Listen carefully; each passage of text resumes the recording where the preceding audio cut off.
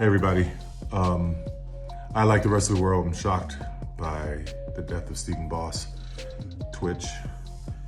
And it prompted me to come on to talk to any of you who are going through hard times, struggling. I've only met him a couple times, and he was always full of life and seemed like such a light. But with that said, I just want to take you back to a time in my life where I tried to commit suicide a couple of times. Because it was so dark, I didn't think it would get any better. I had endured so much pain, so much abuse, sexual abuse. It was all so hard to just move through that I thought the only way to make this better, this pain go away, is to end my life. Had any of those attempts happened, I would have missed the best part of my life. I know you may be going through some things. I know you may seem like there is no hope. Ask for help if you are dealing with anything that is emotionally taking you to a place where you think you want to end your life. That is just some of the social media reaction to the news of the shocking death of the beloved DJ Twitch, which now has been ruled a suicide. Welcome back. Time to turn our attention to our Stand Up For series as we address the issue of Black mental health.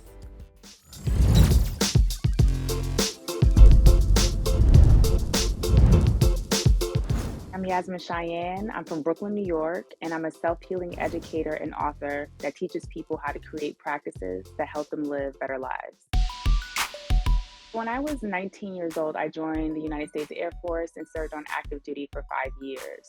And during that time, I had the opportunity to serve as a victim advocate.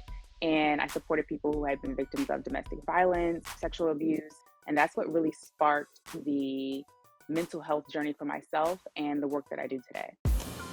A mental health advocate helps bring awareness to the idea that there is no shame in needing mental health support, that talking about it creates more availability and accessibility for people who may not recognize that they need it. And it also creates space for people to really begin to have these conversations in their communities, because until we start talking about it the way we do today, people would keep their mental health journeys private for fear of being ostracized or not being accepted. The majority of my clients come to me and say, this is what's happening in my relationship. This is what's happening in my job. Can you help me fix this? And then through having the discussion with them, when I hear that they're overworking, when I hear that they're overgiving, when I hear that there's no reciprocity in their relationships, when I hear that they are struggling to go to sleep at night, that's when we begin to learn, oh, you may be experiencing anxiety, or you may be experiencing overwhelm because you don't have any time for yourself. And so I think the majority of people know what the pain points are in their lives, but have no idea how it's impacting them. I think the number one step that people can take to take charge of their mental health is being honest with themselves. Because I think so often we think, I need to suffer through, I can push through, maybe next year it'll be better. Maybe I need to be honest with myself and admit what's not working here. And I think that's usually a really healthy, helpful, tough, but necessary starting point. I love to start incredibly small when it comes to cultivating mental health or wellness practices to help give you the life that you need. And so my favorite thing to suggest is creating a joy list.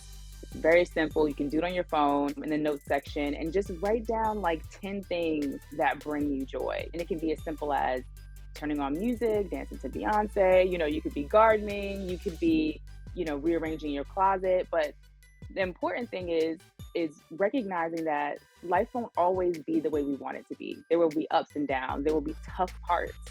But we do have control over how much joy we bring into our lives. And y'all, the Sugar Jar Community app, a labor of love that I created to help you be able to dive deeply into your own self-healing journey. I created the Sugar Jar Community app because I wanted a place where people could come, one, that was accessible, and two, that people could come that wasn't on social media, that allowed them to dive into their healing work. The freedom we're looking for in our lives starts with being honest with ourselves. So these audio workshops and video workshops create space for people to not just look at my posts, but to actually do the work of asking themselves these really tough questions that help to create the abundance and freedom that we're seeking in our lives. Creating space to take care of yourself is something that we really should be encouraging ourselves to learn early on, as opposed to the rat race, right? And so I would encourage a Gen Z or millennial or anyone of any age who's finally recognizing, look, I cannot do this anymore. But also ask yourself, how can I stop saying yes to just one thing that is not serving me? How can I just give myself permission to set one boundary this week? Boundaries is the thing that ensures that people know how to treat us, but it also is the thing that teaches us how to treat ourselves.